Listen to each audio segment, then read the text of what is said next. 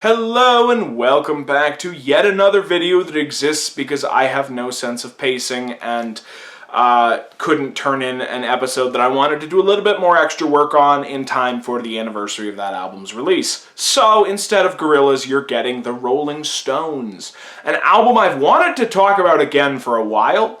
This is late 1967's Their Satanic Majesties Request. This is their one token psychedelic album. Other albums of theirs dabbled. This is the only one they ever did that goes all in. For a long time, the received wisdom was that this was one of the worst, if not the worst, Stones album. I don't know that that's really the case anymore. I think the pendulum has swung in the other direction. And I used to know a guy who said that he thought this album was now a little overrated. I don't know if I would go that far, but its reputation is different, I'll put it that way. It was the product of extremely troubled sessions. The band were in and out of court. They had a lot of legal issues around this time, dysfunction. Specifically, I believe 3 different group members of the group were arrested for drugs during this album's recording. Because this was at the time in the 60s when the British establishment was starting to get spooked by the counterculture and the drug thing. I believe this was around the time LSD was made illegal in America, and they actually had a special, I believe it was called Pilcher's Squad, this specialized police unit in London that went around trying to make an example out of all these big pop stars, lock them away for drugs, show the masses that nobody's above the law, that sort of nonsense.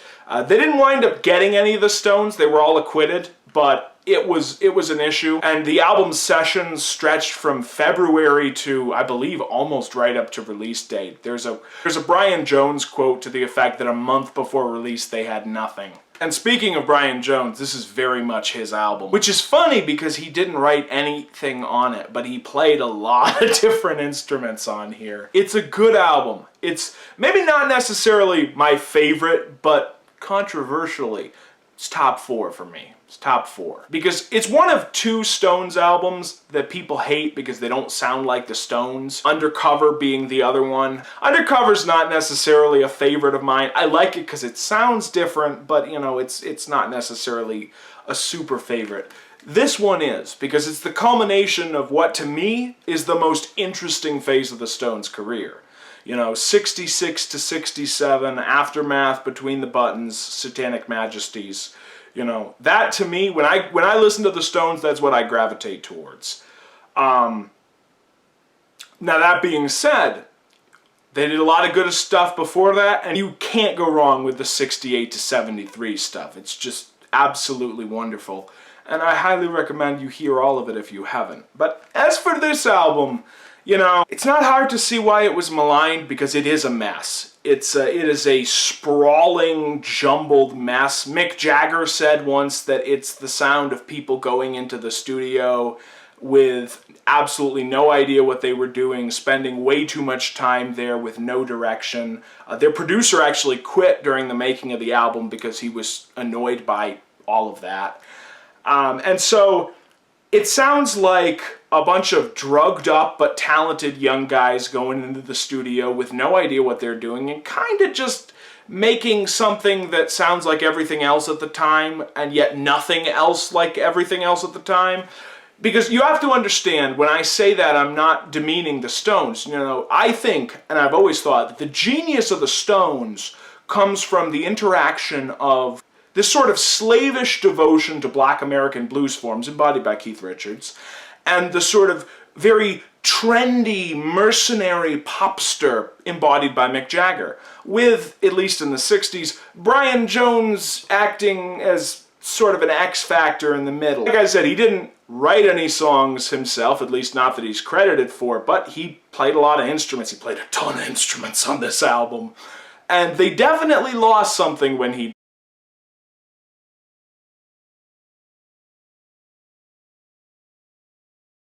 So, yeah, that's sort of the preamble to the review. It's a big album, complicated album, tangled album, messy album, but it doesn't sound anything like Sgt. Pepper. Don't ever let anybody tell you that it does, because it doesn't. That's just foolishness. So, yeah. Tracks. So we open up the album with Sing This All Together, and it's a weird, wild, feel-good time. There's almost like a party vibe. I've never reviewed Between the Buttons. I probably will pretty soon, but one of the things that fascinates me about Between the Buttons is Between the Buttons feels like a swinging London house party in early '67. This album feels like a drugged up, hippie bacchanalia, or I hope I've said that word correctly, wild flower child hippie party in a swamp at 3 a.m. with all the drugs.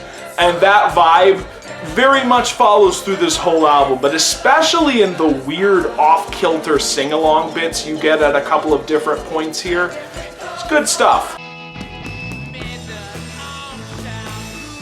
This is a great track. I love the psychedelic garage rock vibe, and the keys in the choruses almost remind me a little bit of something Rick Wright would have put on an early Syd Barrett era Pink Floyd track.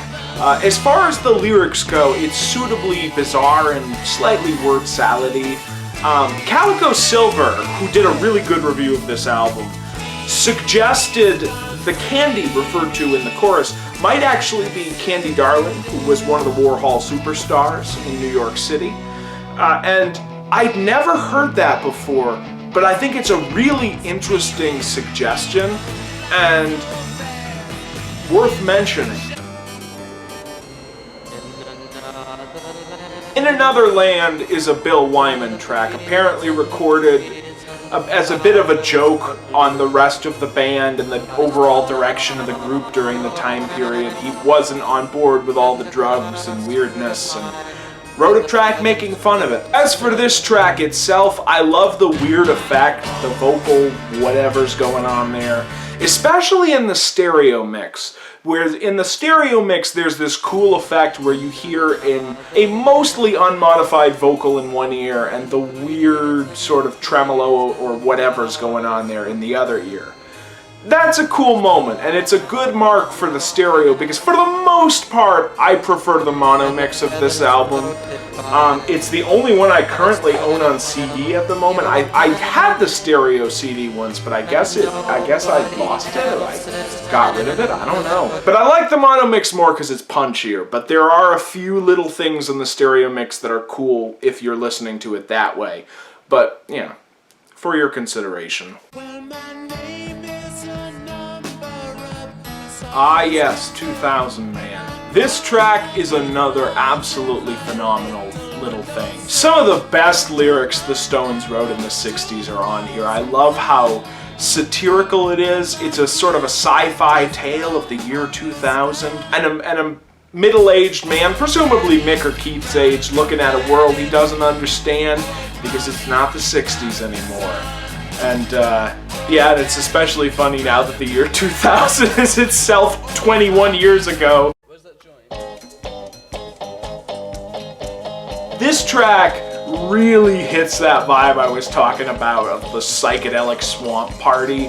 It reminds me a little bit of Interstellar Overdrive by Pink Floyd, but whereas that's some out there space rock, this is a very earthy, rootsy track with some great guitar and weirdness, a lot of phasing effects, hard panning in the stereo, whereas in the mono, it's like a freight train running through your ears, man. It does a bunch of really cool little things, and then at the end they do a nice little reprise of Sing This All Together before going into a little bit of psychedelic noise that I never used to understand the point of, because when I read about this album, because you know, years ago, before I was super into music, I used to go online and read about all these albums before I heard them, which, looking back, was maybe it wasn't a good idea. But I used to always read, ah yes, the Stones put a Christmas message to their fans at the end of this track, and it always confused me when I finally got the album, because I was like, did they backmask something? Where is this? I've never heard it. Was this just something critics made up? And then, finally, when I was doing this review, I said, you know what? I'm gonna go in there and I'm gonna play around with the speed myself and see what I can find, and sure enough, there it is.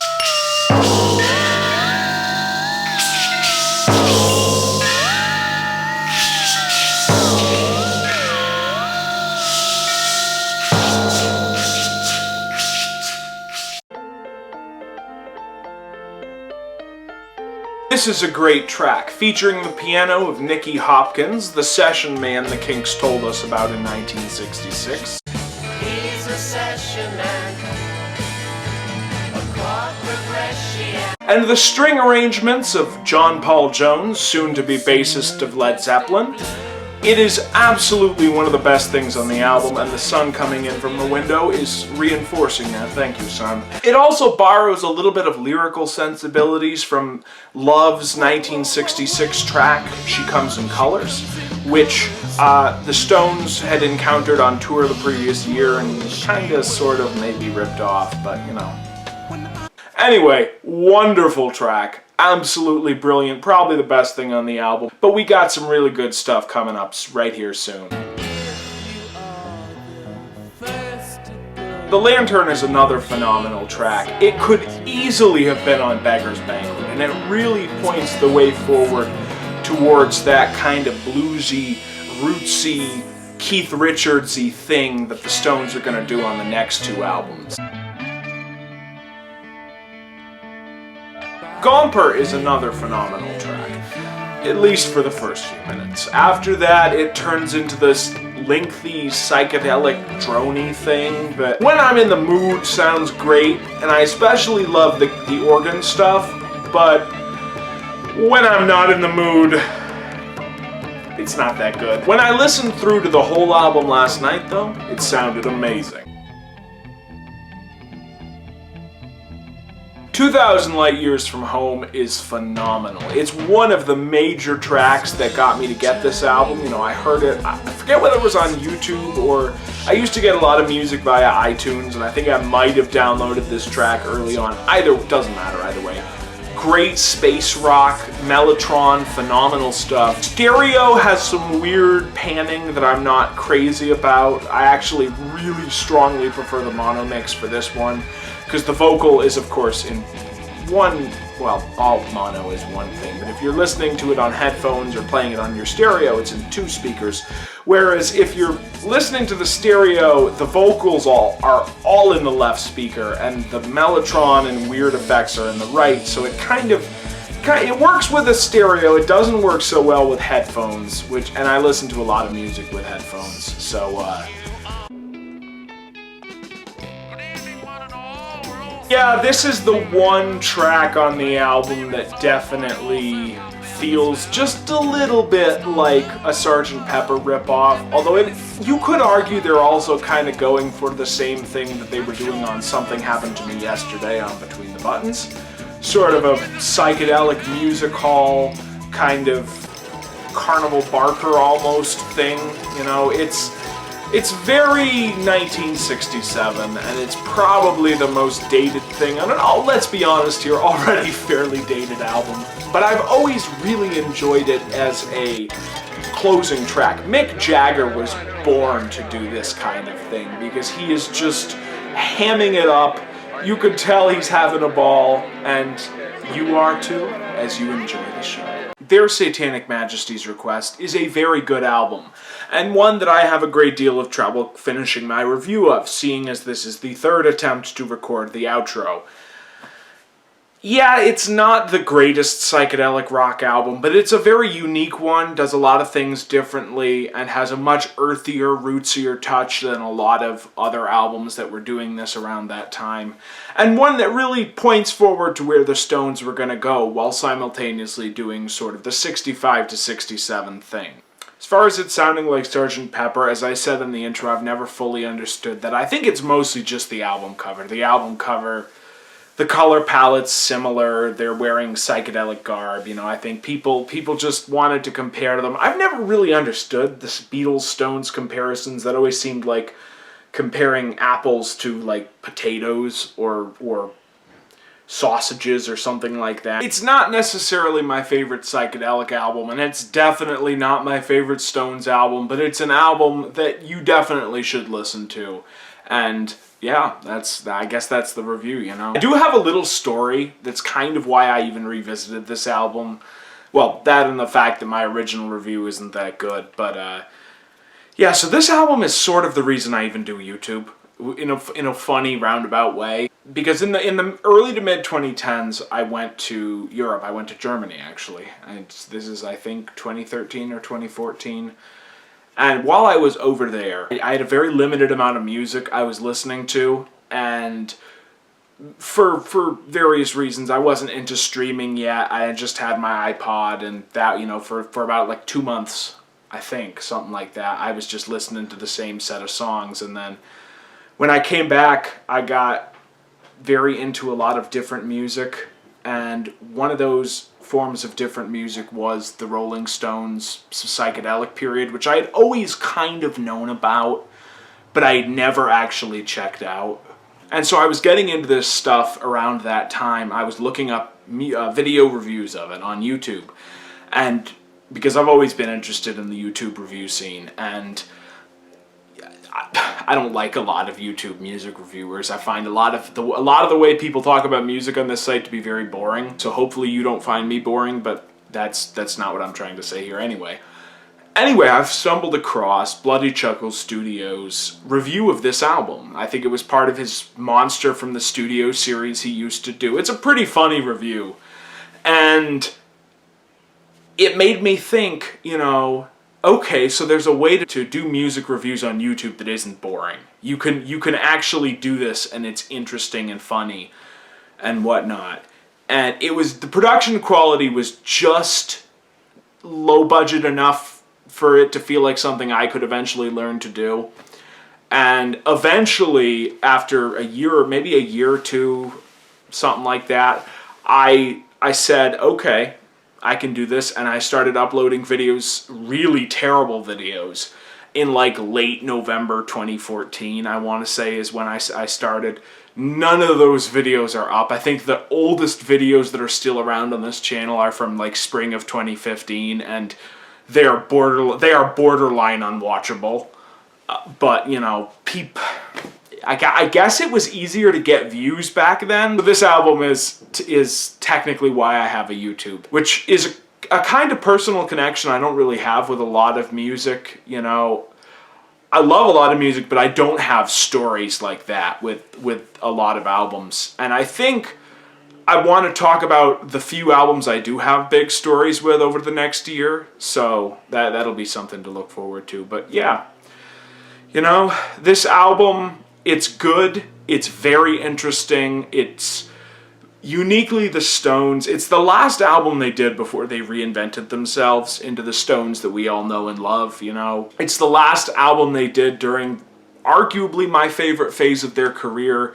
I understand why people prefer the later stuff, though, because like as much as I love those 65 to 67 albums, there's a very real argument to be made that they were a step behind the Beatles and the Kinks and a lot of these other bands of the time, and they were just playing catch up. But during that time, they were learning how to write great songs, and this album has a lot of great songs. So yeah, it's a good album. I would rate it probably 7.5, 8 out of 10. So yeah, that's the album. Until the Gorillaz review, I will see you all later.